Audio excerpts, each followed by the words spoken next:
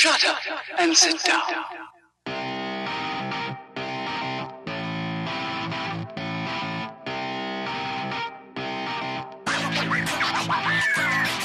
Ladies and gentlemen, welcome back to the Con and Bob podcast, the second episode. Dude, I got the name right this week. That's you crazy. Did. You got it right this week. Like I was. See, it's a week by week basis. Yeah, week by week. We don't have a clue what's gonna happen there. Like last week, I just started saying it. You know, it just rolled off the tongue, Bob and Con, and then everybody's just pointing it out, like saying, "Hey, no, learn the name of your own podcast." So what do you think of WWE this week, bud? Was it like a good week for you? I thought it was a good week. It was a nice go home week. Yeah, I thought, right? Like they've done such a good job, and we'll get deeper into that. But I find that they've done such a good job building to Summerslam this year. Like I'm super excited for Summerslam. Yeah, definitely within the past couple weeks they've picked up momentum. It seemed like it was starting out very slow, but then I had to remind myself, you know, it was like a 6-week build to SummerSlam, so of course it was going to be slow, right? But those are the good things, like when they do have the slow build, yes, right? And they have it slowly get there rather than like all of a sudden we'll get deeper into it later, but not like the 5 matches that you've already seen those two guys battle, and then all of a sudden at the pay-per-view, you're supposed to be excited for their 6th match in 7 weeks. You're like, what is the point of this? Yeah, that's a tough one to get by. You know, if you've seen the match a couple times before, then why would you be invested at the pay-per-view, right? And that's kind of how they formerly were building to pay-per-views, but I'm hoping that it's because of the bigger gaps in between pay-per-views now, they're taking a slower approach to it. Yeah, I think so as well. I know when they were having those like pay-per-views, it seemed like every 2 weeks, it was they were just rushing their stories, right? You know, your story would take place like in 2 weeks. You know, you'd have to expect to care about a match, and it wasn't working, so they just kept repeating the matches until people tried to care about them. But that doesn't work either. But I mean, yeah, we'll talk about some wrestling this week. Obviously, that's what we're kind of here to do. But I mean, before we really get into too much wrestling, we had some sad news this past week. Unfortunately, the wrestling world lost Jim the Anvil Neidhart, and what a tragedy to lose him at such a young age. I think he was, like 62? Something like that. Yeah, he was not overly old. Like, he was in his earlier years. Like, it was definitely a more surprising loss. Yeah, not a name I was expecting to see pop up anytime soon. Memories that he leaves behind, especially like with the Hart, like the tag team with Bret Hart there, it was just absolutely amazing. 63. 63? 63, okay. yeah. 63, so gone way too soon. He leaves behind a great legacy, though, and especially his daughter there, Natalya, who has been around for so long, and she is a core foundation to the women's division. I hope when she gets back that WWE pushes her to the moon, and we get a strong babyface run from Natalya, because I know that would mean a lot to honor Jim in that way. Yeah. Yeah, and like she's been massive for the entire division, like you said, and this whole revolution that we've been having in women's wrestling in the years past, building to now where we finally are now. You know what would be nice, and it's like, it's weird because I don't know necessarily how I would feel about them doing it for this reasoning, but if she was in the main event of Evolution. Okay. For some reason, like if they built it story-wise well enough. Let me say this much: there is a way they can get there, and this kind of translates into the very opening of Raw here. So with the passing of Jim the Anvil Neidhart, there, you're gonna see Natalya return, and there's gonna be a huge ovation, right? She's definitely gonna be a babyface when she returns. There's gonna be tears in her eyes. It's gonna be an emotional performance, right? But she is already entrenched in a storyline here with Ronda Rousey, especially considering Ronda was the very first person to break the news on WWE TV that Jim had passed away. Yeah. I wonder if there is somewhere down the line that they want to turn Ronda heel or something like that, and the friendship between her and Natalya could be one of the trigger points would maybe be something about how she disrespected their family. Or something like that. you know? You could get to that point fairly easily, I think. I don't know how you would do it. It's a very tough subject to really deal with, but knowing the Hart Foundation, knowing like the Hart family and all that, chances are that they would want to see their daughter succeed if that involved a family storyline. You know, that just they're all about the wrestling business, and if you can get a good storyline out of it, out of a tragedy, generally wrestlers, you know, not looking to exploit it, but to do it in memory of, right? Think of the Dusty Classic, right? You know, the Dusty Rhodes Classic there. It's in honor of them. So a run with maybe the women's title, maybe she takes it from Ronda, who knows? That would be kind of fun to see in the future. But let's talk about Raw, dude. Let's talk about Raw, all right? So, enough of this sad stuff here. Yes, that's all sad, but we had the opening segment with Ronda Rousey as she got off that train there, and she started talking about her upcoming match on Sunday. Are you excited, man? I'm excited and I'm not, because you know how much I love Alexa. Yes. So I'm not excited because I don't know. Ronda's promo work is getting better, but she's still not great. But then when she just destroys anyone in the ring, like when she took out the security team, amazing. Like that's what that was she awesome. needs to be. Yeah, and I really like that they positioned her in that sense. And what I also really liked is that they were male security guards. They didn't put female security guards out there or something. It was male security guards, and she still took them down like nothing, and the guy was afraid of her. That paints her as a legitimate badass. I'm pretty sure that she judo through like a 300-pound man. Yeah. That was so, like, I'm excited for the match because Alexa can tell a cowardly heel champion story great. Ronda is going to just destroy when she gets her opportunities. There's obviously going to be some sort of interference from Alicia Fox at some point. Yes. Mm-hmm. Which by the way, sorry to interrupt right in there, but like, which by the way, I wish they would have played up more the fact that Alicia was a wild card as opposed to just a sidekick on Monday Night Raw there. I thought that she was, you know, she was causing distractions here and there, but she wasn't being positioned as a threat. She was just, you know, a nuisance, almost like a Sunil Singh, right? Yeah. Yeah, just like someone to take some bumps for the champion. Yeah, which is not the way that she should be positioned after the way that she's been performing the last couple weeks, especially with the bump she's been taking for Ronda. Yeah, for sure. And like, I don't expect Alexa to retain by disqualification. A lot of people think that that's how it's going to be, but that's how she retained it last time, right? Like, like Ronda won by DQ last time, or. Which match are you talking about there, man? Which match are you talking about? Sorry. The fact that Ronda didn't lose. She's never had a women's title opportunity yet. Yeah, no, she had the one against Nia. Ronda Rousey? Yeah, Ronda had the one against Nia, remember? Did she? Oh, okay. I must have at Money in the Bank. Okay. Money in the Bank, and then that's when Alexa won the title because she came right, because that's how she cashed it. That's right. Okay. Yeah. Yep. No. Now I'm remembering. Okay, that's why I was blanking there because I was trying to picture Alexa versus Ronda, and I'm like, this has never happened before. Alexa. Okay. It seems like another cop out way to keep the belt off of Ronda without having her lose a match, which they by all means they can, but it just seems like a weird way. I personally think that they have booked Ronda really well, and they've booked her rise to the championship really well. I think Alexa Bliss. I think this is the right time. The reason why they had Alexa Bliss win the Money in the Bank and to cash in on Nia was because Nia, the experiment with her, failed. It did. The Nia experiment failed. Look where she is now. She's not on TV as soon as she loses the championship. That, to me, is a failure of an experiment. And that was because they flip-flopped her back and forth from being a face and being a heel.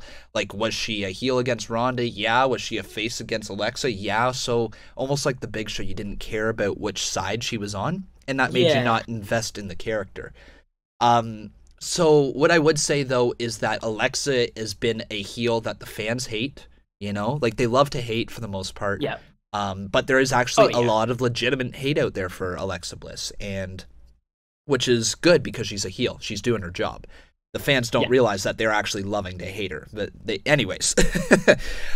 So I could totally see Ronda picking up just a clean win over Alexa and becoming the champion. And, just kind of build her up like how Asuka was the NXT Women's Champion, how Shayna Baszler is the NXT Women's Champion right now. Build them up as just an unstoppable force, even though they're maybe not the purest in-ring athlete. If you build them up as an unstoppable force, eventually they're going to get to being a really good wrestler. I mean, you've seen that all across the board. If somebody's put in a championship position and continued to be booked, well and strong, chances are they're going to get over in some way, whether it be a heel or face, that is to be decided, but they're going to get over.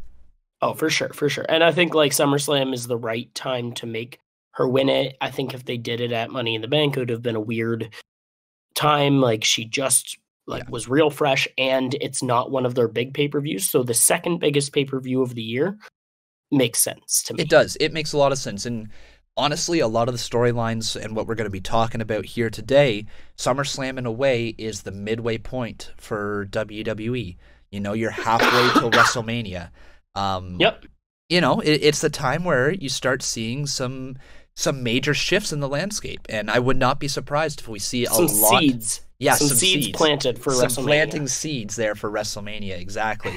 But let's talk about the match that followed that. We had Ember Moon versus Alexa Bliss.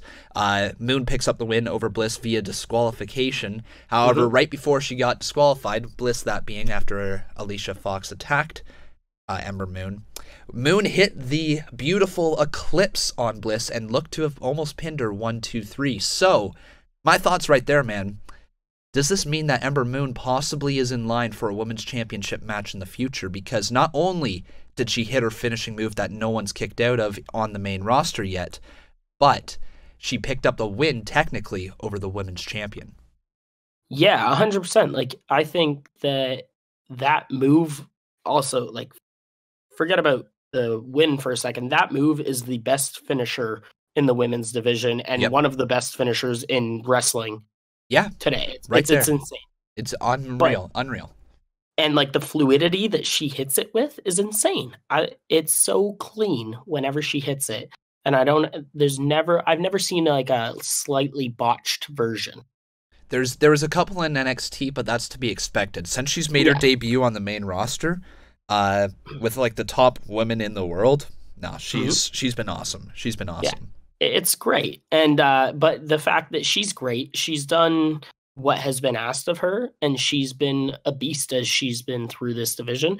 So I'm really excited for like her going forward, and I think like she does put her name up in that conversation. Like it's essentially Ronda, Alexa, and Ember as the top 3 women on Raw right now.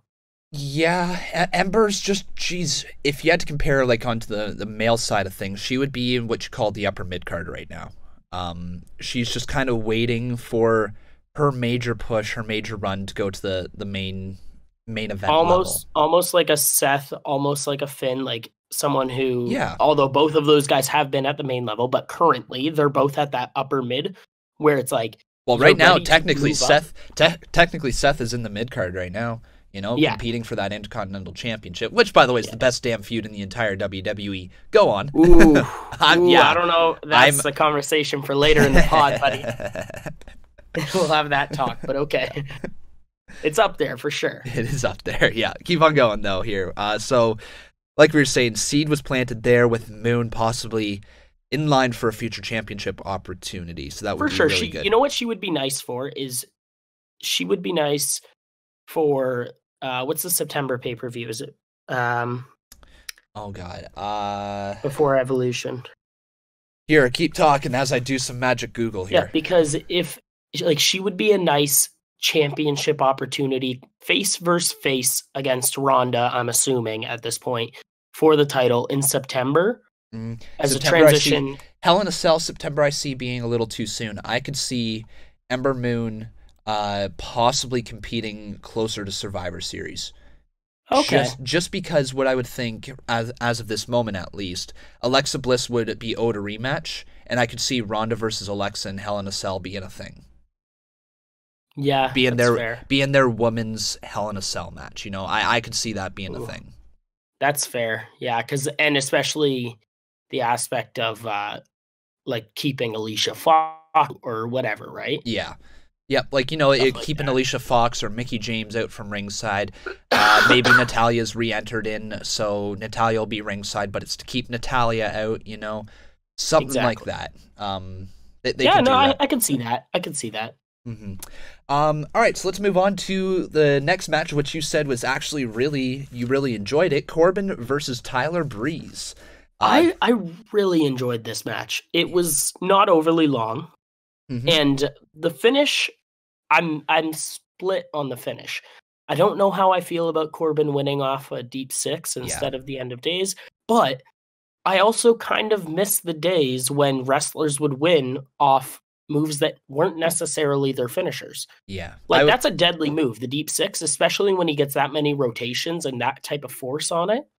So it makes sense that it should be able to put some guys away. And we're not talking about putting away Finn Balor with the deep six. But when you're talking about a Tyler Breeze, no offense to Tyler Breeze, you know how much I love Tyler Breeze. But when you're talking about a Tyler Breeze or a Fandango or whoever else, right? Like in that lower mid-card type level stuff, it kind of makes sense at times, right? Like especially for a Corbin who's built as a monster, as a beast. So the fact that he can hit that deep six with that kind of authority and then pick up the win, I like. But at the same time, I'm not sure how I feel about it against my boy Tyler Breeze. But the match itself was like Tyler got to show off some athleticism, which I really liked. He showed off he just continues to prove him and Dango, anytime they're in the ring, as funny as they are out of the ring, as soon as that bell rings, they're wrestlers. They are athletic and they show it off, right? And also, I've told you 1,000 times over, Corbin's moveset is my favorite thing about Corbin. Arguably the only thing that I like about Corbin. Yeah, it's a pretty good moveset. It's damn nice. I really do like it. Lots of power moves, lots of innovation, like when he slides out of the ring, comes back in, hits a clothesline. The End of Days is an innovative finisher. The Deep Six is an amazing signature. Now that he's got the new look with, like, you know, being bald, I wish he still wasn't wrestling in his corporate attire. It's starting to grow on me a little more. I think they've got the attire look down a little better, with more of the popped collar out, and like it looks a little better now. What I'll say about the match is I loved the little plant here that it probably went over a lot of people's head, but he is facing Finn Balor ahead of SummerSlam. And who else did he face off against in the go-home show? None other than a smaller NXT export in Tyler Breeze. Very similar, right? And he showed a dominant side against that. So it creates a lot of doubt. Can Finn Balor even overcome the amount of sheer power that Corbin has right now? Because I don't want to say anything here that says Breeze is nowhere near on the level, but he's nowhere near on the level of Finn Balor as of right now with the way that the characters are being booked.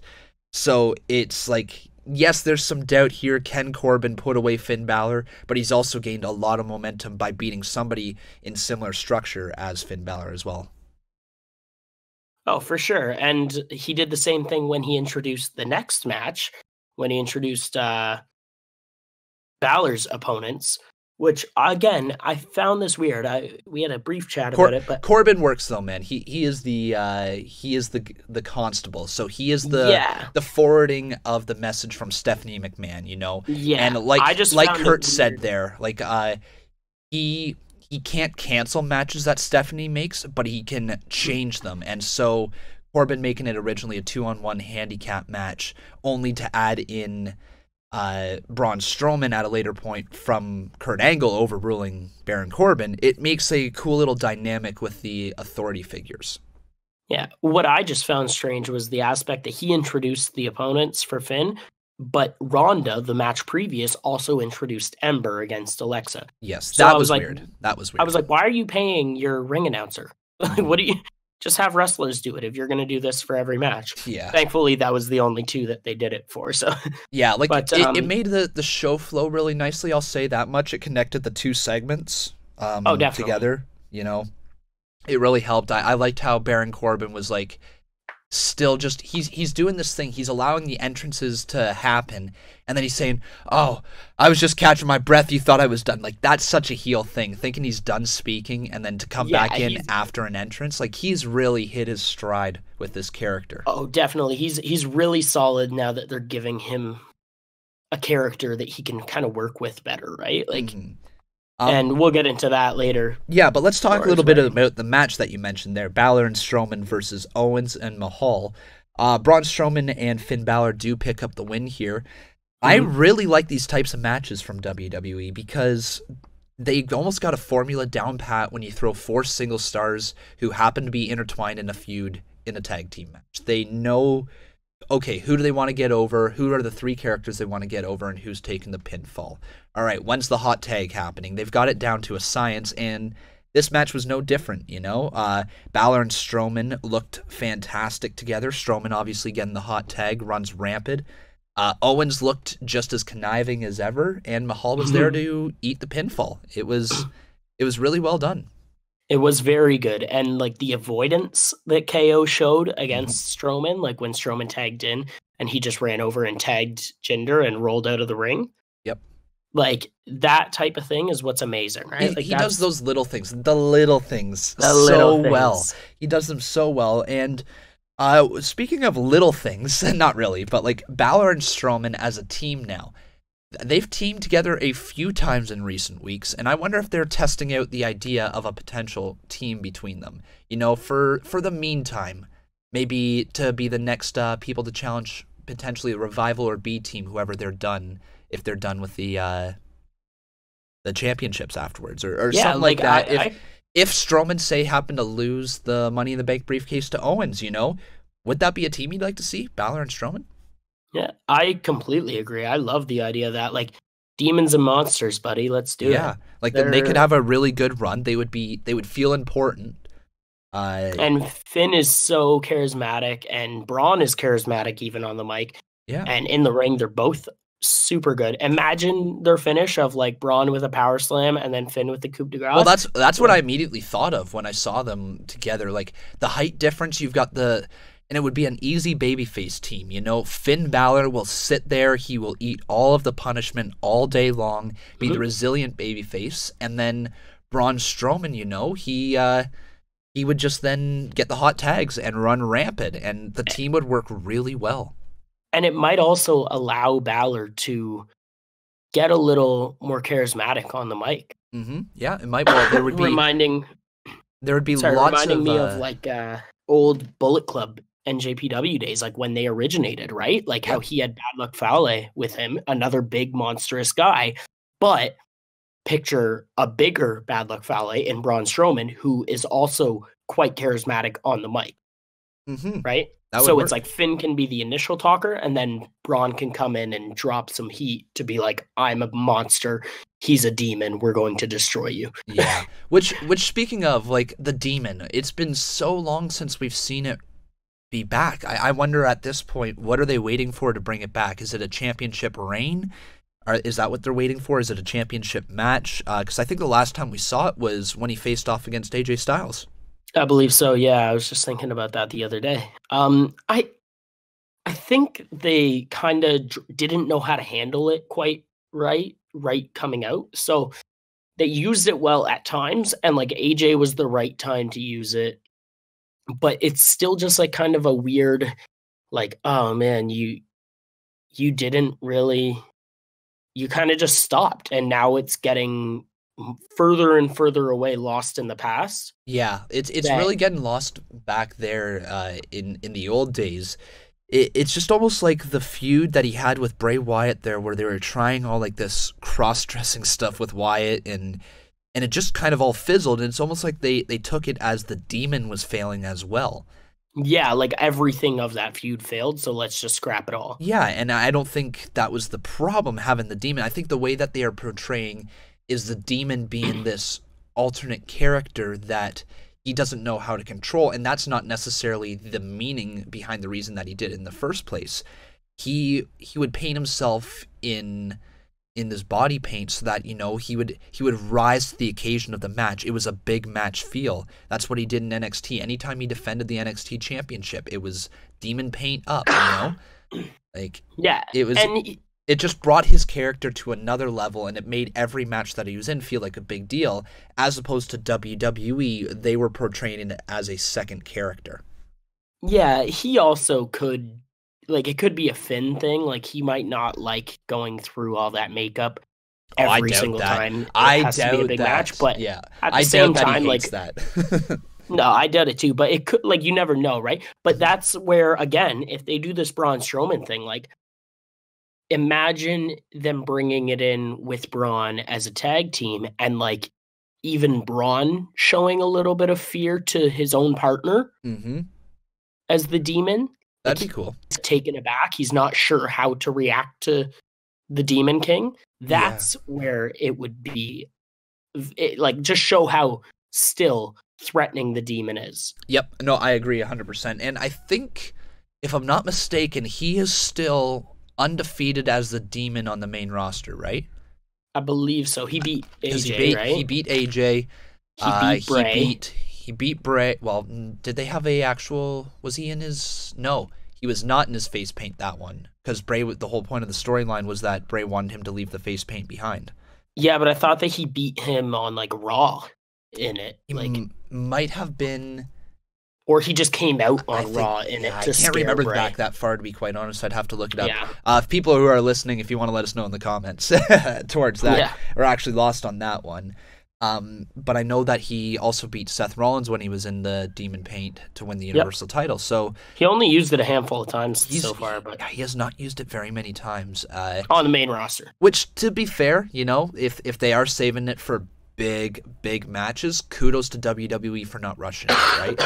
Like, you don't want to water it down to the point where it's not a big deal. It's just the fact that it's not ever mentioned anymore is kind of the worrisome part. You hope they haven't completely scrapped it. Oh, yeah, definitely. And that, anyway, back to this match, though. Like, great match, great finish. I really liked the end of KO being cowardly the entire match and then running away at the end of it. Yep. And then Braun chasing him to try to, like, finally get his hands on KO. And then Corbin hits the end of days on Finn. Yep. Like, loved it. Just, they build, both of those rivalries have been built so well, and we'll get into their building of rivalries later, because as I said to you, I really want to get into that. But let's get through Raw first. Yeah, we got to get through this, don't we? Okay, so up next then we had Elias come out. He had a little bit of just a fan sitting in the ring, Ricky Roberts, the fan, the cowboy, said he was Elias's #1 fan. Elias wasn't really having too much of it. He came out, basically said that he's got a concert coming up, and then Lashley interrupted him, proceeded to beat down Ricky Roberts after Ricky Roberts hit Lashley with a guitar across the back. One thing I want to say about this is that I love jobbers when they're a heel, cocky, and they do something, It's the jobbers when they're just in the ring, they're going to lose, but hearing them speak before a match or seeing them hit the opponent with something, it makes them feel like they're actually part of the show and not just there as filler. Yeah, and it gives them an opportunity to engage the crowd at that level. Exactly. Well, think about how James Ellsworth made his mark, right? He got 30 seconds to speak, and all he had to say was, "Any man with 2 hands has a fighting chance," or something like that. And it got him over, right? It got him a job. So why not give them the 15, 20 seconds to speak before the match? Just to say something, and give them just a little bit of a character, not this generic tights or whatever. Find the interesting people. The triple threat, but we'll get into the triple threat. Jeez. Yeah. But no, like, I agree. And it's funny, in my notes, I have Elias segment. Good. Ricky, what's his name? I literally wrote Ricky, what's his name? Because I couldn't remember his last name, but I liked him. Like, I was intrigued by him. I was glad that they were giving him a character to work with. I'm glad that when they had Lashley come out, because Elias says, like, well, you wanna do something for me, like, Ricky, then you can beat Lashley. Yeah. Lashley comes out and takes the guitar off the back. It shows a bit more character from Ricky Roberts, but in turn, it also shows how much of a monster Lashley is to just take I was just gonna say that. Oh and just turn around and literally like, oh, that high spine buster. Ooh. Man, no, what I will say is the entire time while I was streaming there, as Lashley was walking down, I'm like, just lose the smile. Lose the smile. That's all you have to do is lose the smile. And as soon as he got hit, he snapped. And that is almost a more interesting character than just losing the smile altogether. Yeah. That he has this snapping ability in him now. We've seen it on multiple occasions where something will be said or something will be done, and he goes from being all happy-go-lucky to straight up monster. And I think that's a character they have to keep rolling with. I was not a fan of the smiling. I was not a fan of the smiling before, but I am now. And I think as long as they keep letting him snap in the ring, keep the smile, man.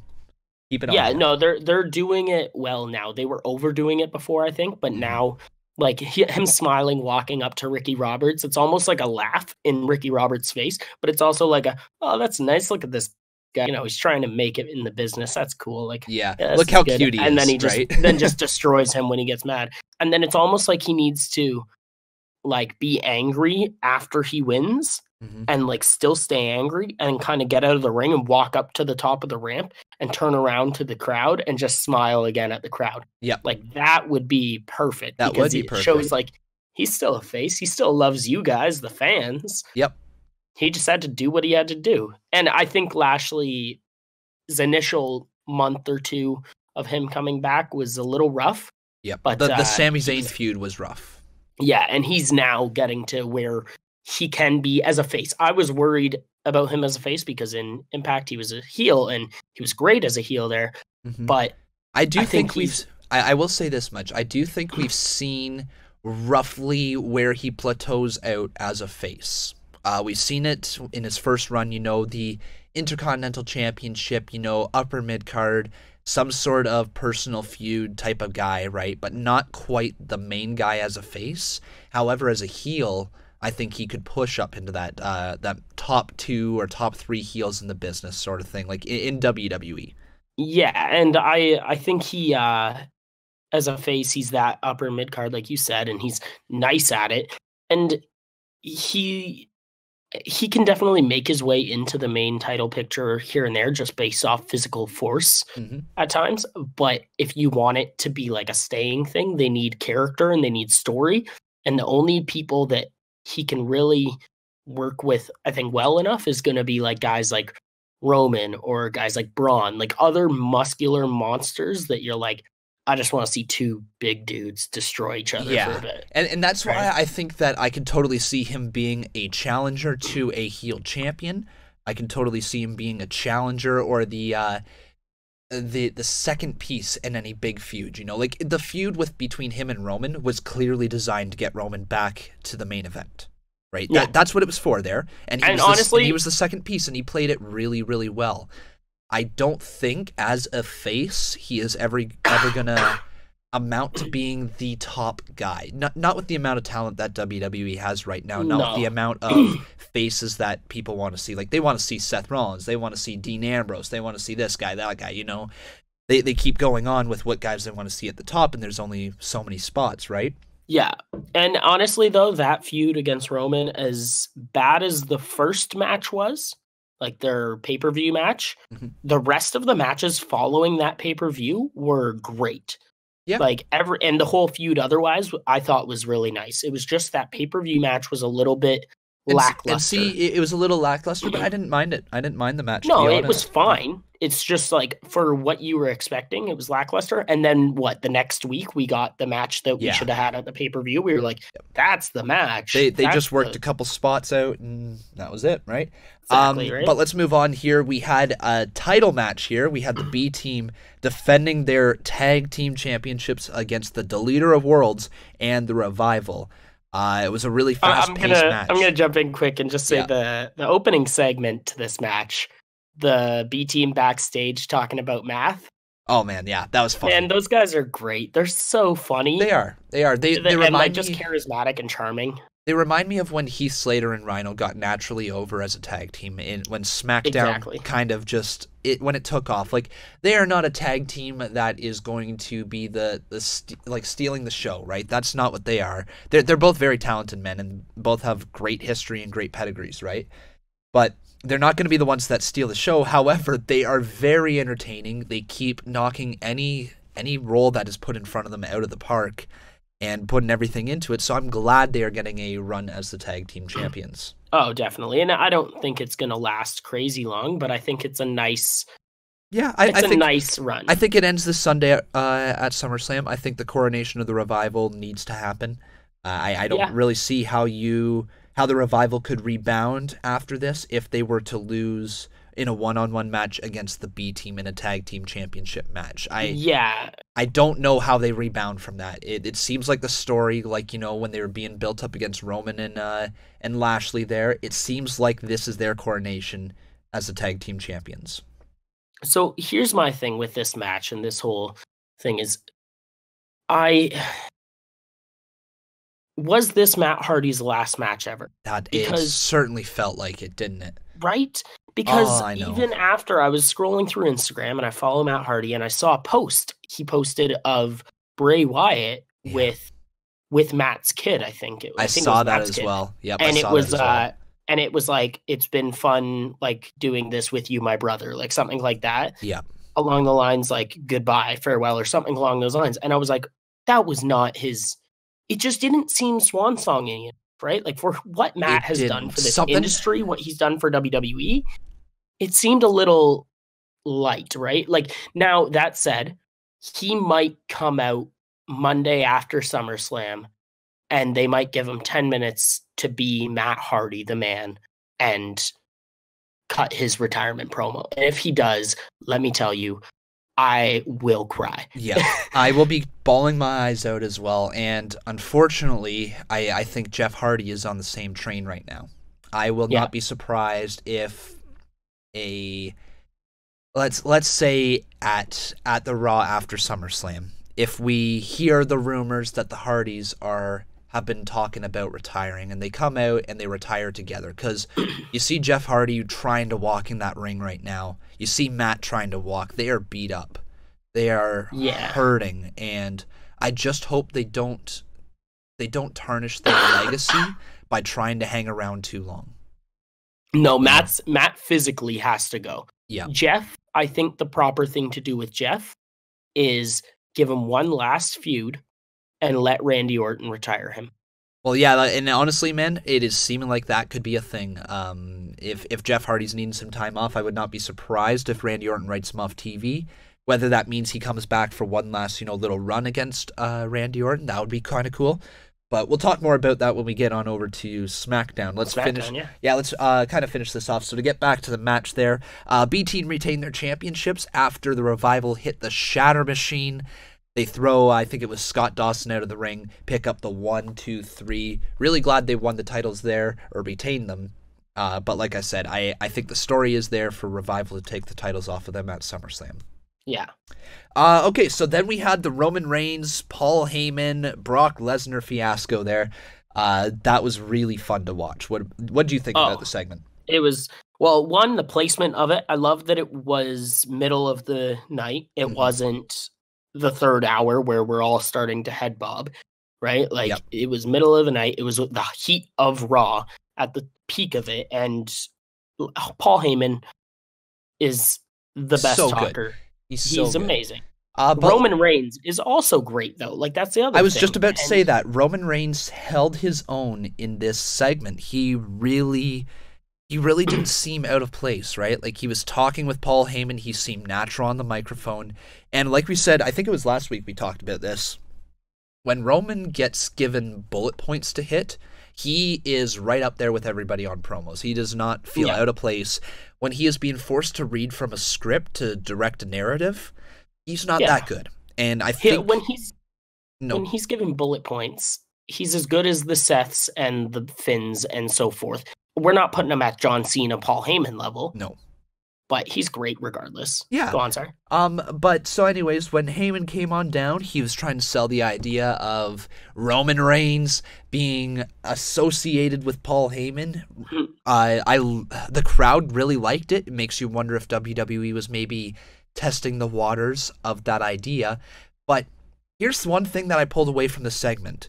There was 2 spots in the entire segment where we didn't know what happened. We didn't know what was said in Samoan, and we didn't know what was written on that letter. Something tells me that there is more to that letter than first glance. I truly, truly think Paul Heyman and Roman Reigns have something up their sleeve for SummerSlam. Yeah, the Samoan thing, I liked that they didn't tell us what it meant. Mm-hmm.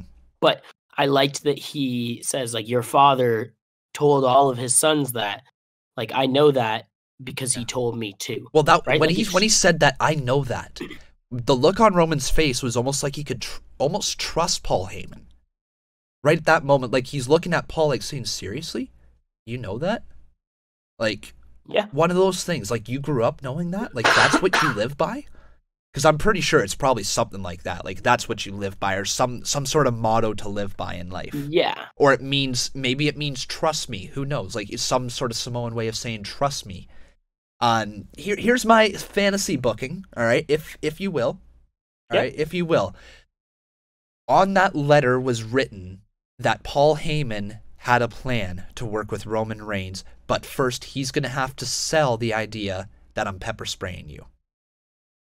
Okay, and I know it seems a little far-fetched, but here's the reason why. And there's a few little things that you've noticed here, or that you can notice, is because when he got pepper sprayed, paramedics, when they come out, they have something that they pour in the eyes, and it gets rid of pepper spray. That was pointed out. Now, whether WWE actually has that much, knowledge into the written part of the show, I'm not too sure. But the paramedics weren't pouring anything on Roman Reigns' eyes when we saw them. He was still covering his eyes. It's supposed to alleviate the pain like that. So it makes me wonder if Roman Reigns and Paul Heyman have something up their sleeve. It really does. Like, that sheet of paper, there's something on it, man. I'm telling you, there's something on it. I'm intrigued to see what the sheet of paper is. I'm intrigued to know what the saying meant. I think I'm just intrigued overall, like, by this whole, and this is where we're going to get into, you had said earlier, Seth versus Ziggler is the best feud in WWE right now. Yep. In my mind, I legitimately think maybe on Raw. I think on Raw, Roman versus Brock is the best rivalry on Raw. On SmackDown, it's Miz versus Bryan because of course it is. See, you know what? A week ago, I would be saying that Seth and Dolph right now we're right around the same level as Miz versus Daniel as of the moment. Now, after the promo packages last week, I'm so excited for Miz. Yeah, we'll get into that. But like, anyways, as of last week, I said that they're probably, I would maybe have given still the edge to Seth versus Ziggler because of the way that it's been positioned, because of the rise that Seth Rollins has had, and just how damn good McIntyre and Ziggler have been. It's been personally one of my favorite feuds of the last 10 years, simply because it's got Ziggler and Rollins, 2 of my all-time favorites in it. Yeah, 100%. Well. And that is where the subjective comes in. And I love that feud, what's happening right now. I love everything about it. I love the return of Dean again on Raw, not on the pay-per-view. I love that they're doing it on Raw. Like, make Raw matter, right? Like, make your week-to-week matter with these things so that now all of a sudden, that's just another thing to your story for SummerSlam, right? Yeah, but sorry, let me just stop you right there, though, man. Let's head on back to Titus Worldwide. We've skipped 2 segments here. I know. We're just going to quickly brush over these 2 segments right here, and then we'll get right back into talking about Seth, because there's more to talk about with him there. But Titus Worldwide and Bobby Roode faced Authors of Pain and Mojo Rawley. Was not a good match. It was the only poor thing of the night. It was quick, but it did its job. It did its job, but it was poor. I thought that they were really clunky at times. Bobby Roode is looking old. He couldn't even hit his glorious DDT correctly there. I think that's partially on Mojo, though, I think it was partially, but like at the same time, like Mojo's a crazy athlete, and I just think something like that, like a DDT should not be botched that hard, not in the finish of a match. Whether that is blame on just Mojo or just Bobby Roode, I'm not sure, but clearly these guys did not connect in the ring. This is feuds that they just need to skim over and move past. It's really tough to remember when Vince McMahon wanted Bobby Roode to be one of the top 5 faces of the company. It's very, very long time ago with that. Then we had Sasha Banks versus Ruby Riott. Well, we had the Neidhart Memorial video quickly. Oh, yeah. Yeah, that was just nice. That was nice. Very nice. Well done. WWE always does well with their video packages. Great video tributes. Excellent. But then, we had Banks versus Riott. Ruby Riott picks up the win with a roll-up. Really nothing more of just a classic way of building up a heel while protecting a face. There was really no other way to put it. It'd be nice, to see eventually somebody actually pick up a clean win over Sasha. She's so protected that nobody ever seems to be able to get a clean win over her. She loses a lot, but never clean. It would have been Charlotte. Other than Charlotte. Yeah. So it really would have been nice to possibly see Riott pick up a clean victory, but hey, I will take the roll-up win. Riott Squad continues to look strong, and it's great having Ruby Riott back. Yeah. All right, now, there we go. Now we're back into the good stuff. The contract signing. Oh, God. Oh, yeah. We started out, Ziggler and McIntyre comes down to the ring. It's been the overarching story of the entire night was whether Seth Rollins was going to make his way back in time to sign the contract. He certainly took his time, didn't he? Oh, did he ever? At one point, it was insane, though. At one point, I was not sure if we were actually going to see him come out. Like, I thought, are they going to keep it a surprise? Is he going to show up till SummerSlam? Like, is he stuck somewhere? I wasn't sure for a little bit, but like... Well, that was the whole overlying thing through all the segments throughout the night with Ziggler and Kurt and everything. Travel issues. And then my favorite line from that entire segment was, there were travel issues. They just weren't my travel issues. I loved that. And that's at that moment. Crowd just lost it. Like, how much of a pop did the crowd give there on that line? Huge. Without seeing anyone yet. Huge, because everybody just knew right at that moment. Yeah. Here's the funny thing, man. Imagine if they would have thrown Jason Jordan back in there. The crowd would have lost their shit. Yeah, like that would have just been, it would have been like, oh my God. But that would have been a great way also to reintroduce him because the heel heat he would have gotten from it. Yeah. And then Uncle Dino. Oh man, the music played. And did you not get goosebumps? Oh, you know what? I was like, yes. And then I saw him and I lost it even more. I was like, yes, he is huge. Where was this Dean Ambrose all my life? Like, that's what I was thinking. Where was this Dean Ambrose? This is the Dean Ambrose that I've been waiting for. This is buffed up John Moxley right here. Right? And like, this dude, I said to my buddy, I think come Survivor Series, if they turn, because the ideal thing that you and I have both discussed would be a Rollins versus Ambrose feud. Yep. Right? Yep. Ambrose costs Rollins the IC title match this Sunday, builds to a feud, continues. And I think if he's heel and he does things right, they write him right, and with this look, he will be one of my top 3 heels in the, if not top 3 wrestlers in the WWE come Survivor Series. Yeah, no, I'm right there with you, man. It also makes me wonder, because what are we? We are, how many months until WrestleMania? Like, is it 6 months right now? WrestleMania, September, October, November, December, April. January, February, March, April. So 8 months away. Yeah. We're 8 months away from WrestleMania. And there is potential here for it to build to a Shield triple threat at WrestleMania as well.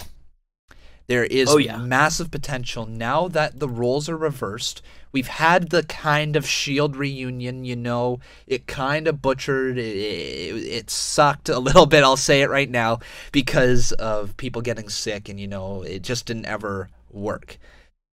But now that we possibly get the feud between Dean Ambrose and Seth Rollins after Sunday, if they go in that direction, the heel Dean Ambrose could then be in line for possibly the tweener Roman Reigns as a championship.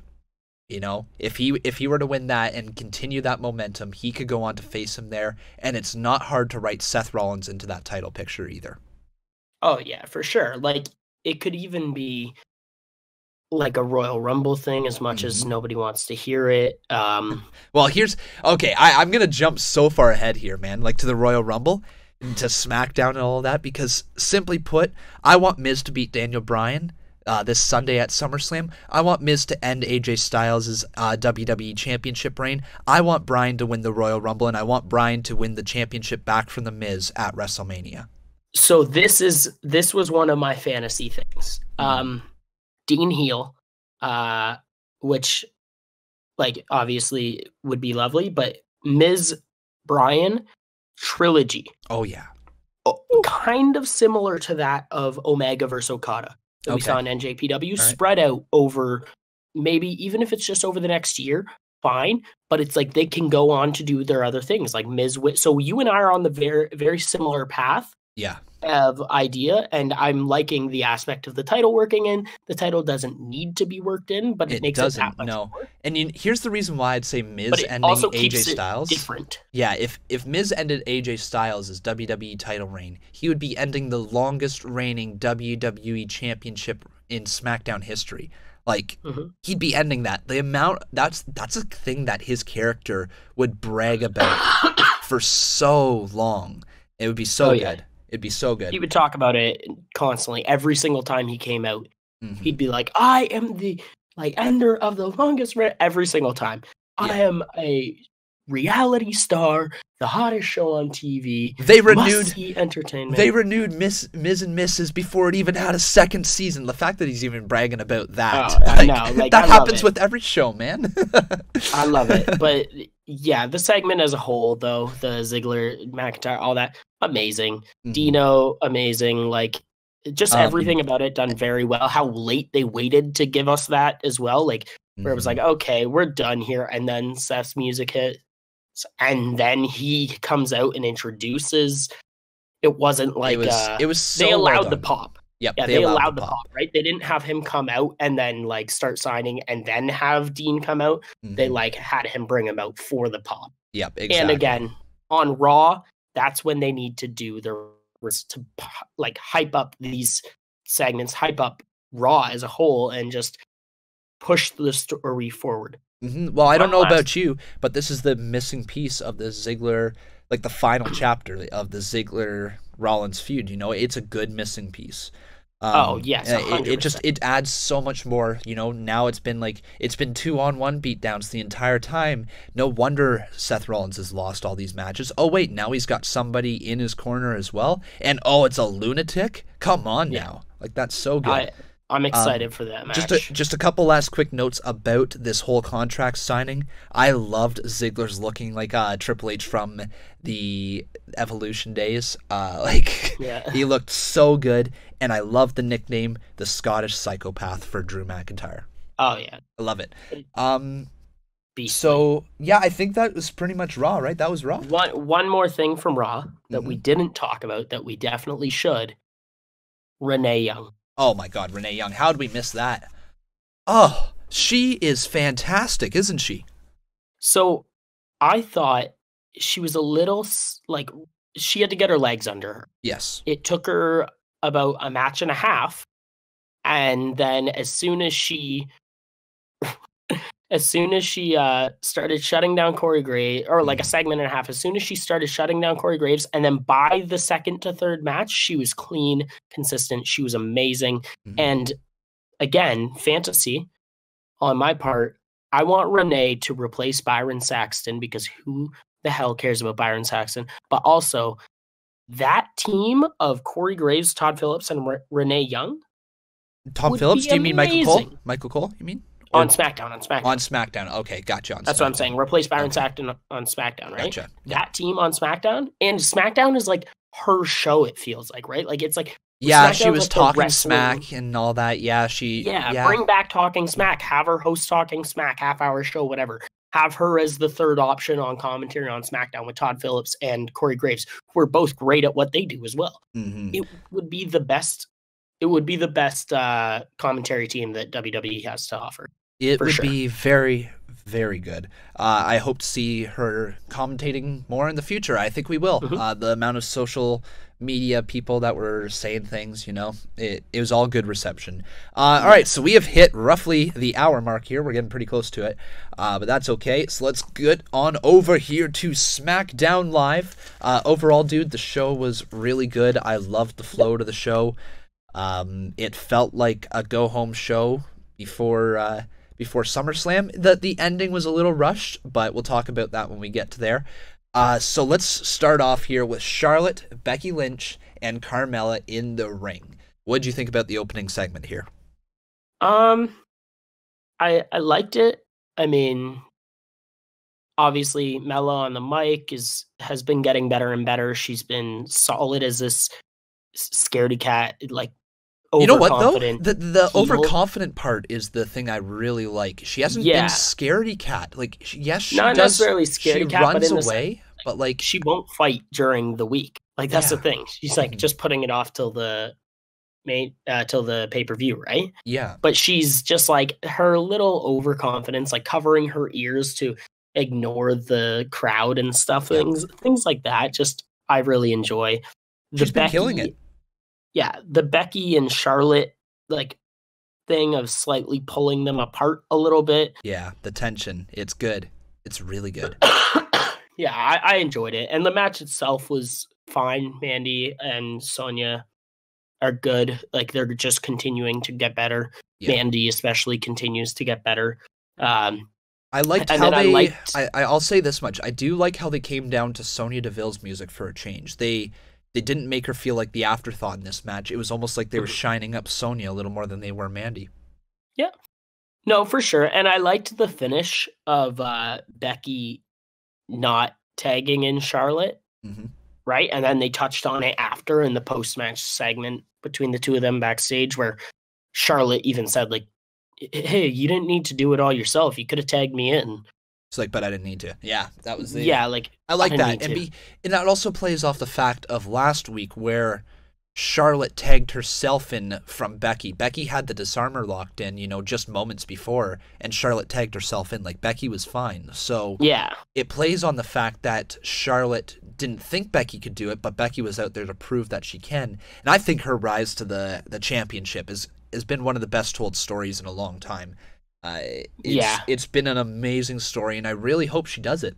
I really hope she does. I know. If she doesn't, like, at this point, can go two ways. Just trolling. It can go two ways. Yeah, it can go two ways.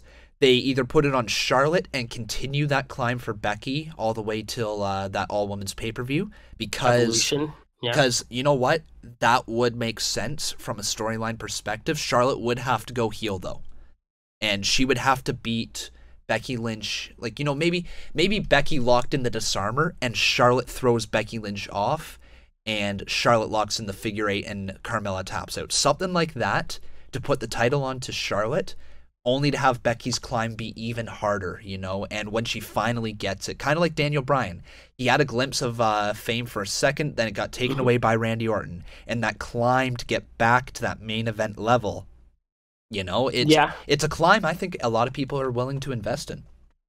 No, 100%. They would be. And like Becky, it would be like Charlotte has to defend against Carmella at the next pay-per-view, right? So Becky doesn't get her opportunity there, but Becky continues to just run rampant over the division. And then it's like Evolution is like where, and honestly, I disagree about Charlotte having to go heel. Okay. I think that they can do a face versus face, and just that. Maybe not heel. Yeah, maybe it's, but like you would have to see the dirtiest player in the game come out of Charlotte as well. Yes, you have to see a bit of Ric Flair come out. Yeah, because that's what I mean. Like her stealing the win away from Becky Lynch, even though she's her friend, that's a Ric Flair move, right? Oh yeah, it would be like her. It'd be a nice. Her having the disarmer locked in and then Charlotte hitting the natural selection, which we haven't seen in a while, on Becky.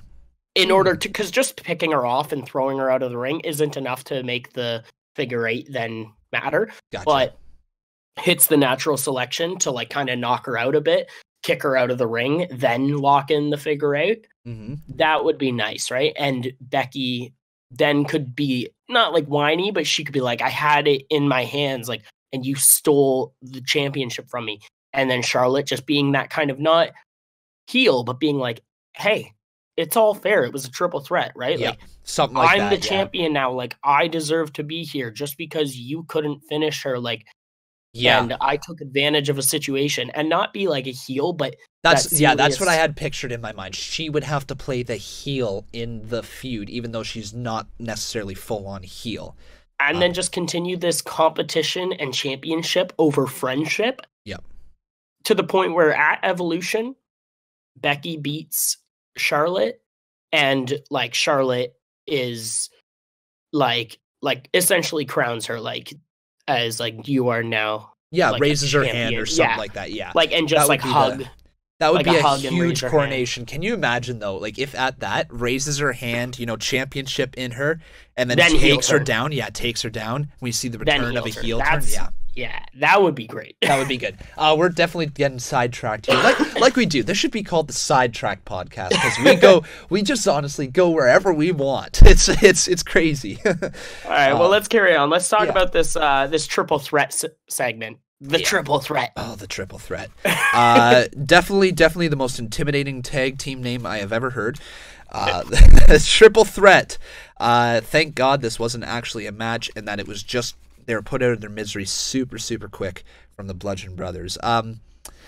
Bludgeon Brothers, man, they're looking as strong as ever, but I would say they're not connecting with the fans. No, they really aren't. They're not, especially because they're not.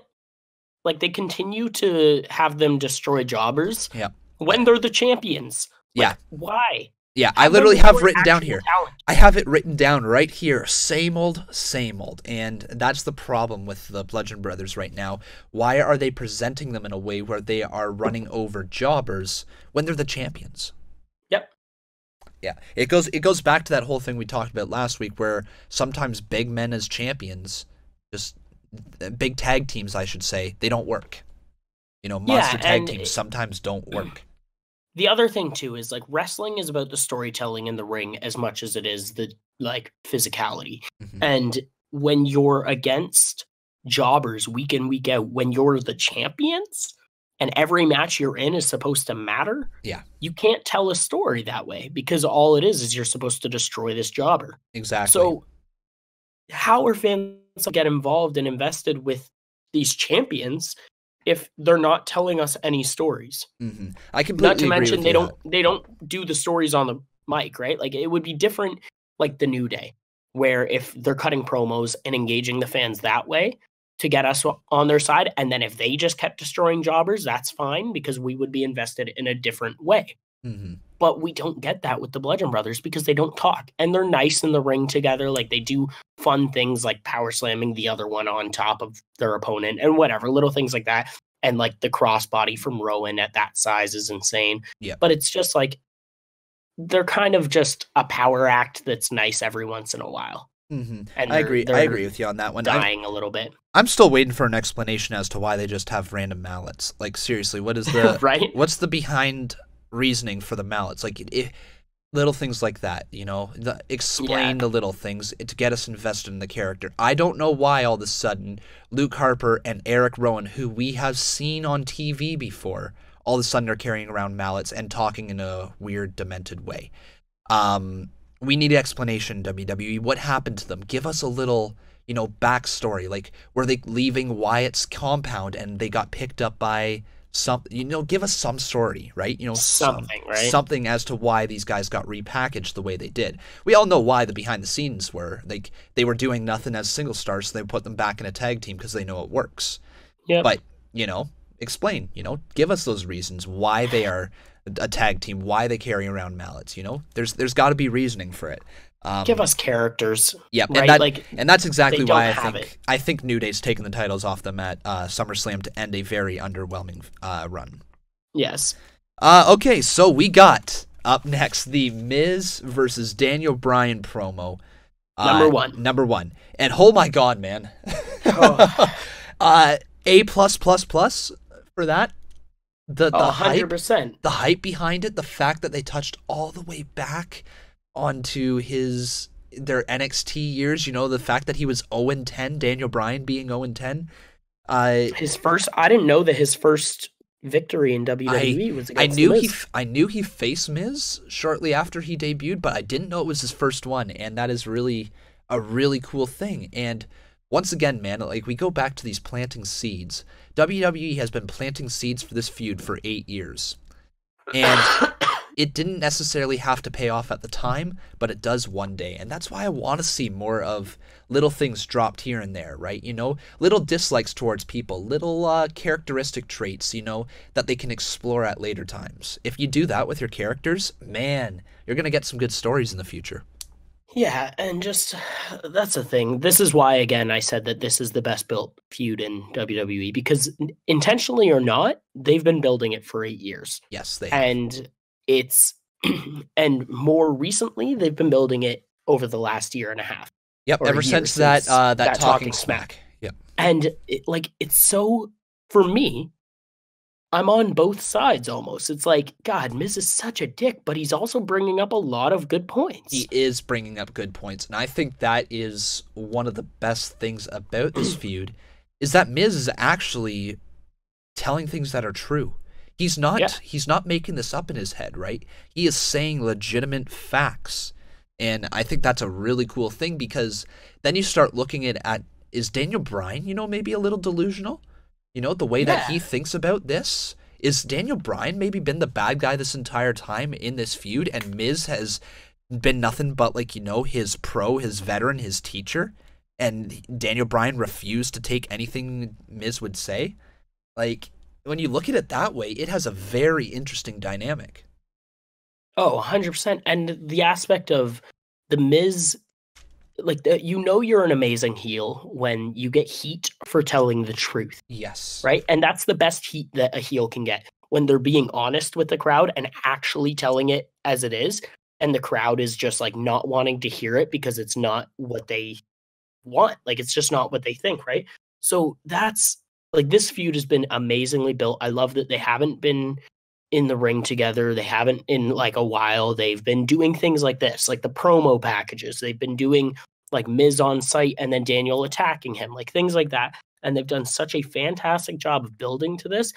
And all I know is both of those men can wrestle their asses off. Mm-hmm. And I am looking so forward to watching this match, because the story that both of those men can tell in that ring and the quality of wrestling that both those guys can do, I'm ready for it.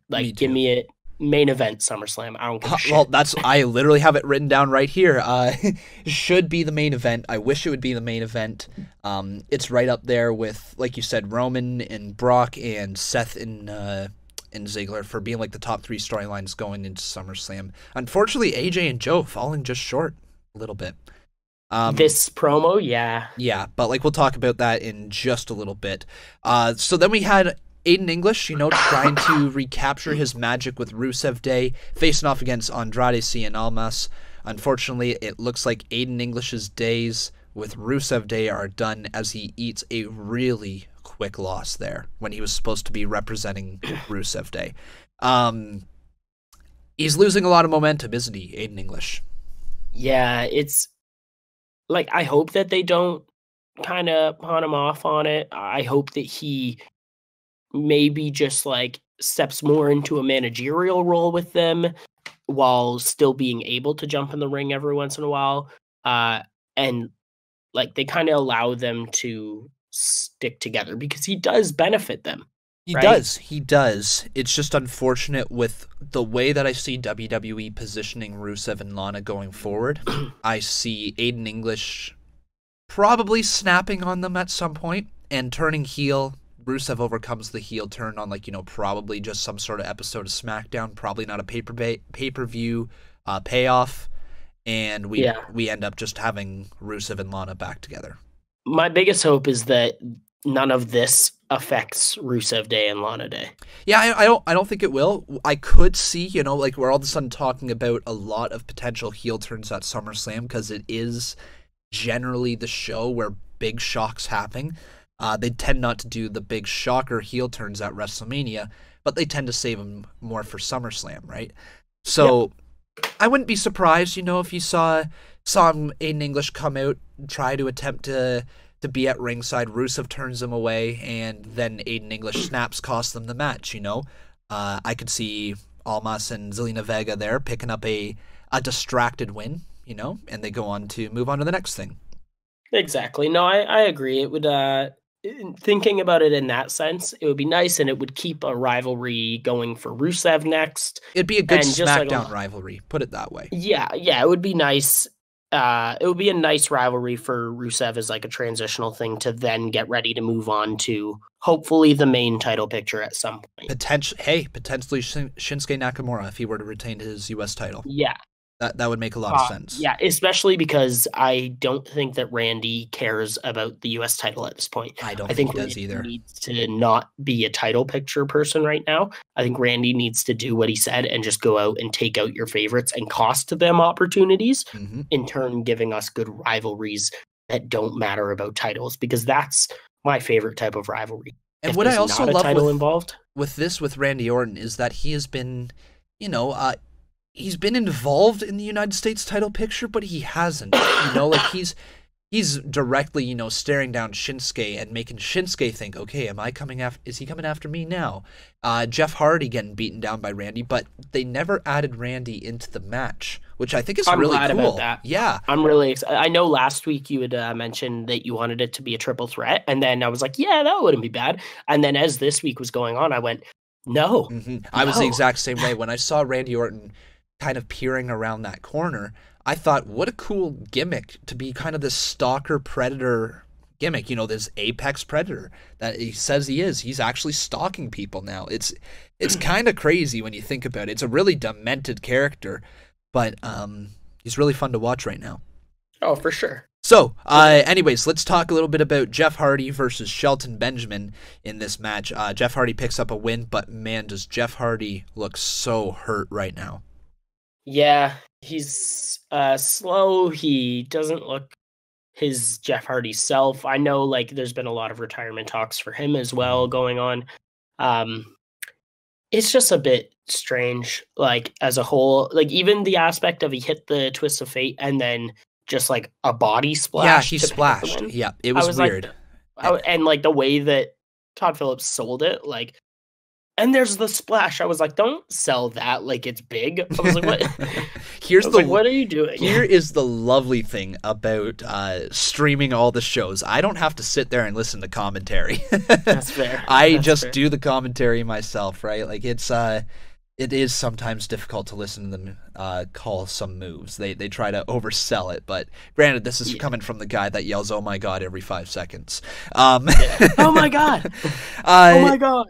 But anyways, Hardy should simply just not win at Survivor Series. I think he should pick up a very clean loss, whether that be getting beat up by Randy Orton afterwards, or if Randy Orton causes a disqualification. At some way, he should simply not win at Survivor Series. Yeah, thinking about it now, if Randy cost him the match, he would essentially be saying oh, I deserve another US title shot, which shouldn't be the case. I think he should just lose clean. Randy comes out, maybe hits an RKO on him, teases the punt. I was thinking punt, yeah. I think teases the punt, and then maybe on SmackDown, maybe that's when Jeff Hardy goes out. Okay, right. So you think they maybe push the it to night SmackDown. the night after Matt Hardy retires, gets a one-on-one match finally, gets a one-on-one. Yeah. Randy Orton versus Jeff Hardy. Maybe it's some sort of stipulations match, just a hardcore or something, anything goes, no DQ, whatever, just so that it's no, I want to, he's been tormenting me for weeks, Paige, I want him, and I want anything goes. And then Randy picks up the win and punts him to finish it. I could see Orton writing Jeff Hardy off TV at some point. I can see that. I don't know if it would be at SummerSlam. I don't know if it would be the night after, or like, the Tuesday after, or if it would be, in a month's time, between if they had a match at Hell in a Cell, let's say. I don't know, but I can totally see if Jeff Hardy is needing time off, because he certainly looks like he does, that Orton could be the reason he is written off TV. I think it's time, especially if his brother's going. Like, it's just time. Yeah, and unfortunately, we don't have a clue what's going on behind the scenes. If they're just injured, maybe go away for a little bit and heal up and see if we can get one final run with them as the Hardy Boys.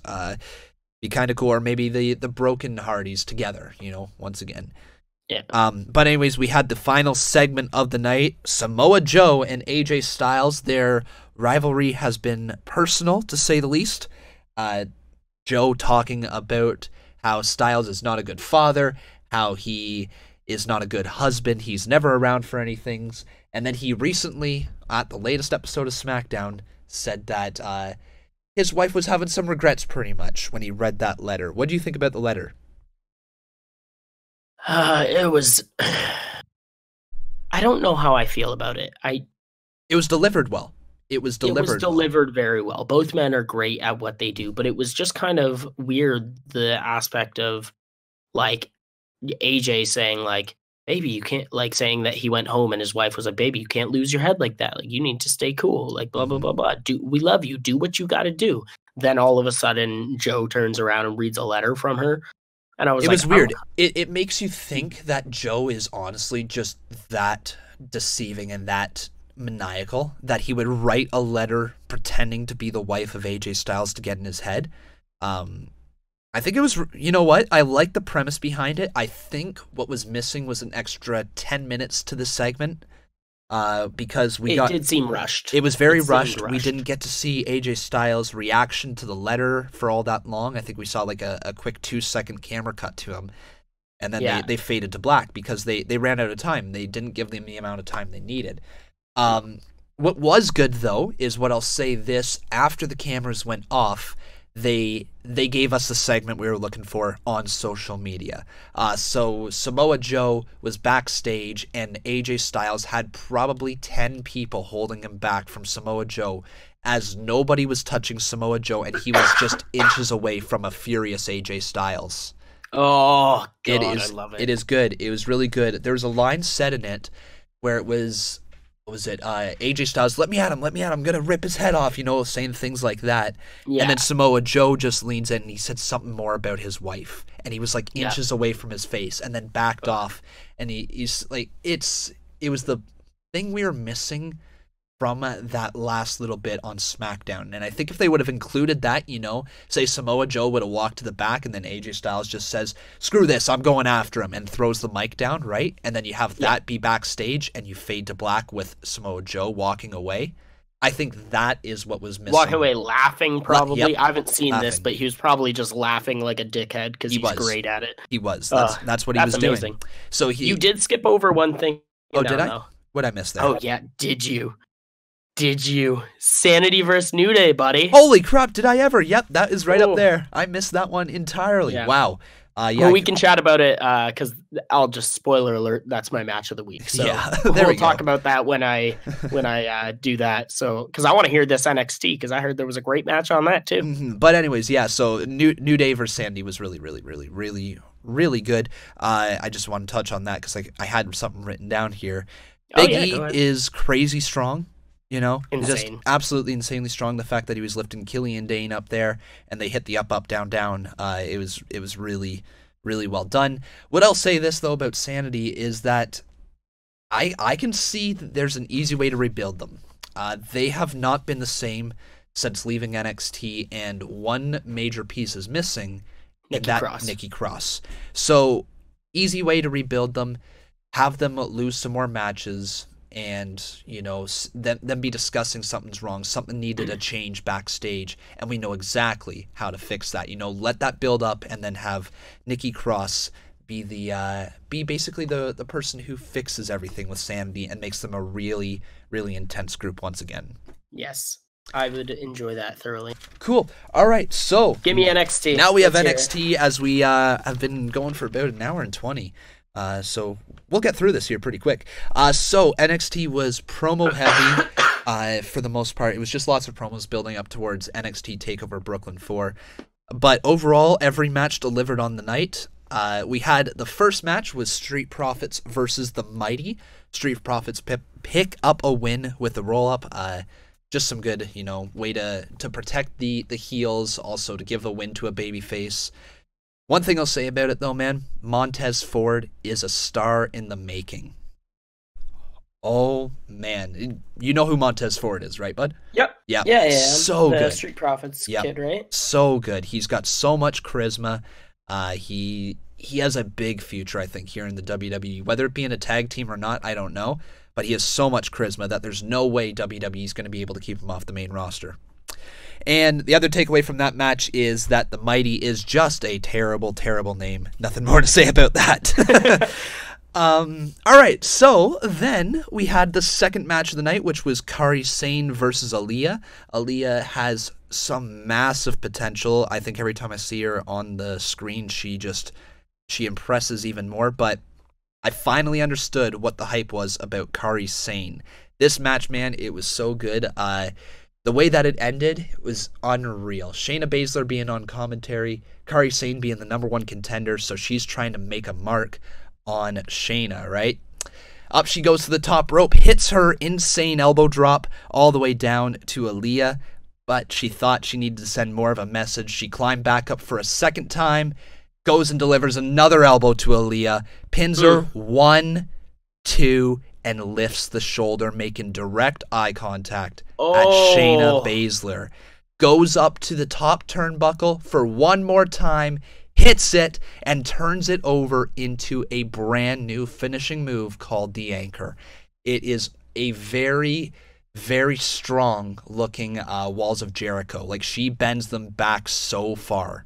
Like, it's like a almost Lion Tamer. Almost Lion Tamer. Yeah, almost Lion Tamer-esque. But not quite, because she does have the double underhook legs, and she leans all the way back, but there's no knee on the head. Just the way she leans back and her head touches the mat and everything. It is a vicious looking move. So it's almost like a bridge. Yeah. Basically, she bridges back. Puts her head on the mat. Yep. It's gorgeous. It is gorgeous. But yeah, she picks up the win there after Elias submits to it fairly quickly, and Shayna Baszler versus Kairi Sane has me intrigued. I think this is their third match here. Kairi Sane beat Shayna, I think, in the finals of the Mae Young Classic last year, and then later on Shayna Baszler beat Kairi Sane, so it's their third match. Should be pretty good. We had a promo between EC3 and Dream. You know how that match is coming up this Saturday. Like, that's going to be exciting. I'm always excited to watch Velveteen Dream. He's one of my favorite things about NXT, and I think he's building well. And I like that he's kind of this transitionary guy where, like, he is the guy that they have to go through to get to the next stage. Yep. And even if he eats the loss, he's still so much better after, because he puts on fantastic matches, and he's just nice. I like him a lot. Yep, he has so much potential. I'm saying potential a lot because it is NXT, but I think he's my age or a year younger than me or something like that. Like, he's very young. He's extremely young and already this talented. Same with people like Tyler Bate and don't even talk about Tyler Bate and Bianca Belair and people like that who are just so fantastic, and they're like 21, 22, 23. They have at least a solid 15 years in WWE ahead of them, and they're already here. It's Tyler crazy. Bate's 21 years old. Velveteen Dream is 22 years old. 22, He's a 95. Yeah. Man, that's absolutely insane. But normally he kills it, and he delivered his lines well in this promo. However, this is one of those promo segments where the NXT crowd is actually the downfall of it. They tried to make it too much about them and not about Dream. They were chanting EC3 when Dream was trying to deliver, the go home mark, the go home promo thing. He was trying to say Dream over, and the fans would not let him get him out naturally, and it came across a little choppy. Fans need to remember that the show is for you. It's not about you. So let the men speak when it's time to speak and chant when it's time to chant. Don't mix the two. But yeah, it caused Dream and EC3 to stumble over their lines a little bit and to miss the mark. Unfortunately, that is a tough way to get excited about the match going into TakeOver. Luckily, we know the end result's going to be really good, though. Yeah, no, I'm excited. Yeah. And then we had the very last thing of the night, the last match of the night, and boy, did these guys deliver here once again. Right up there for match of the week, if not match of the week for me. Tyler Bate versus Roderick Strong. Extremely solid match, fun to watch. They bounced all over the ring. No outside, or was there outside interference? There was very minimal outside interference, now I think back to it. Just some light distraction from, I think it was Kyle O'Reilly on ringside, and then Trent Seven got involved. But other than that, it was very, very well done. Tyler Bate picked up a much-needed win going into their tag team title match. And I would say this much, Undisputed Era, you got to watch out for Mustache Mountain. Oh, yeah, definitely. Mustache Mountain is such a talented team. I'm so ready for this. Oh, I'm ready. It's going to be good. Like, they had that 5-star classic just a couple weeks ago. Did you ever end up watching that match? Which one, sorry? The 5-star classic between Undisputed Era and Mustache Mountain on NXT TV. No, not yet. No. That's actually a good call. That's what I'm going to do tonight. Yep, make sure you watch that because it's really, really good. And one final point there is that Roderick Strong has really come into his own as being a heel. His babyface run was not the greatest. They tried to make him a sympathetic babyface, but man, oh man, did they ever achieve the end result of making him a fantastic heel. Oh, he's such a great, like, pretty boy, conceited heel. And I love that he wasn't like... He almost feels like he's the second most important member in the Undisputed Era as well, which is really cool. Like, between him and Kyle O'Reilly. Because he came in, like, through a different circumstance, right? Exactly, yeah. And I'm still in firm believing that they could use a women's act, they could use a manager, and they could use a big man in the Undisputed Era. I think that'd be really cool. Big man would be nice. I got thinking about what women would fit in really well there, and this might be a long shot, but Toni Storm being involved in the Mae Young Classic, if she were to win it there, potentially that would look really good being in, the Undisputed Era. Toni Storm, like, pretty good indie talent, right? It seems like they're an indie group. It would make a lot of sense being there with them. Yeah, Toni Storm wouldn't be bad. I'm sure there's a number of people, but definitely, yeah. There's definitely continue to grow. Yeah, I would like to see them. Maybe if they don't grow while they're in NXT, they debut the 4 of them together on the main roster. Hell, unfortunately, you could even go just the 3 if you didn't want to bring Fish up. Like, as much as I love Fish, he's older, and I don't think WWE sees him as the star that they see the other 3. No, but Fish could almost be like that manager role. Yeah, he could be Daddy Fish. You could literally call him that, and he would. He would be there. He could be that manager role while also being able to jump in, almost like an Xavier Woods-esque type guy that won't wrestle as much, right? Yep, that could, like Xavier Woods does a lot of mic stuff and doesn't wrestle as often as the other 2. So that's almost what Big Daddy Fish should do. Yeah, that would not be bad there. All right, so man, let's we are gonna have to end this podcast here pretty soon. So let's kind of wrap up. All I've got is my match of the week and my MVP. Yeah, that's what I was gonna get into here. So let's once again hear what was your MVP of the week. MVP of the week first? Yep, MVP of the week. Well, if you want to talk in ring, New Day, just like they continue to impress. They're incredible in the ring, on the mic, everything like that.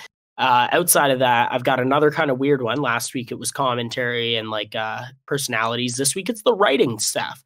Like, everybody rips on WWE writing team, but the last 3 weeks have shown me that they're writing rivalries properly. We're seeing the Roman and Brock rivalry done right. We're seeing the Finn and Corbin rivalry done right. We're seeing the Ziggler and Seth one done right. We're seeing the Braun and KO one done right. We're seeing Miz and Bryan done right. Yeah. AJ Joe. All these rivalries being done right because they're not doing 50-50 booking, right? Like Yeah. we saw for a while there way too many rivalries, like I mentioned earlier, where it was, okay, I face you one week, I pick up the win, you face me the next week, you pick up the win, then it's a tag team match where we each have a partner and something happens, and then the pay-per-view. And I'm like, that's not how you're supposed to do rivalries. Maybe there's one tag team match like the KO Braun thing, and then they do it right where KO is very avoiding Braun. Mm-hmm. That's good. But they do other things where promos is where you build your rivalries, and they're doing it proper. And I don't think I've been this excited for rivalries coming to the match in a long time. I agree. They really built up SummerSlam really well. It's been well built, and I think a lot of people get too focused in, week to week activities as opposed to looking at it overall. And we got to remember when we're watching a story unfold on WWE, it is planned to unfold over a course of weeks or months. We can't look at just 1 week and say, oh, well, this was a horrible, horrible rivalry. They need to end it right away.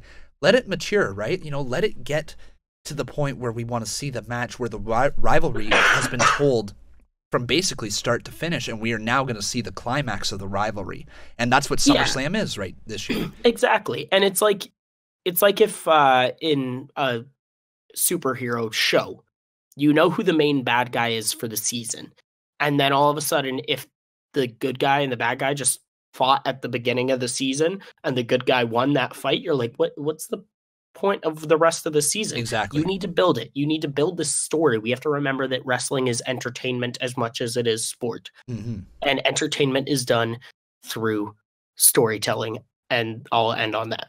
I love that. Great way to end that one there. And for me, my MVP of the week was Dean Ambrose. And I know a lot of people are going to think, like, Dean Ambrose. Uncle Dino! Like, I get it. He returned, but why is he your MVP? And the reason he's my MVP is because just with his presence returning to Raw, it has flipped SummerSlam on its head. Like, we don't know what's going to happen now with Dean Ambrose. Is he going to turn heel? Is he going to allow Seth Rollins to retain? Does he maybe attack Seth Rollins after, or who knows, right? There's mystique around SummerSlam now, and it's more so mystique about what's going to happen, not who's going to be in Seth Rollins' corner, and I think I really prefer that type of, mystery. Very fair. Mm-hmm. Yeah, and he is also looking huge. Yeah, massive. Like just Triple massive. H levels of monster big. Yep, like, and the buzz cut as well. He got rid of that little squiggly hair, and now he literally looks like somebody who is about to turn heel, doesn't he? Yeah, he looks physically dominant. Before it was like none of his like I heard someone say that his punches before looked kind of comical because he'd just be like fast with them. Yep. But now that he's like big, you're like, no, those would hurt. That dude's huge. Yeah. Yes, exactly. And then so match of the week for myself was Bate versus Strong, and you had New Day versus Sanity, right? Of course, that match was just the New Day continues to show their in-ring prowess. Sanity was very good as well, but New Day especially, just those guys I don't think have put on a bad match in the last year and a half. Mm-hmm. So nope, I agree with you on that one. All right, man. So if you want to plug where people can find you on Twitter, go right ahead. Bob's Wrasslin, BOBSRASSLIN. And so you can make sure you follow Bob over there. You can follow me on Twitter as well, at Conman167. This weekend, guys, we have a lot coming up for the channel. Busy weekend. Very busy weekend. Me and Bob are going to be live a lot. I think we're going to be live for like 8, 9, 10, 12, 13 hours of over 2 days, I think. So lots of time, lots of Bob and Conman coming this weekend. Make sure you guys tune into our predictions. We're going to be doing those shortly before both SmackDown, or not SmackDown, SummerSlam and TakeOver. So yeah, that's going to be pretty good. Make sure you guys go check us out on Patreon there. If you guys decide to pledge, maybe that would mean we can bring Bob in full-time in the future, because that'd be really, really awesome if we could get a Patreon going. So make sure you guys consider checking us out over there. But that's going to do it for this week, guys. Thank you so much for listening to the second edition of the Con and Bob podcast. I almost did it again. Almost put your name there first. But any final words there, man? Thanks for listening. Keep listening. Tune in this weekend. Watch us. I've been Bob. I've been Con. And that was the Con and Bob podcast. Thanks for listening. See ya next week.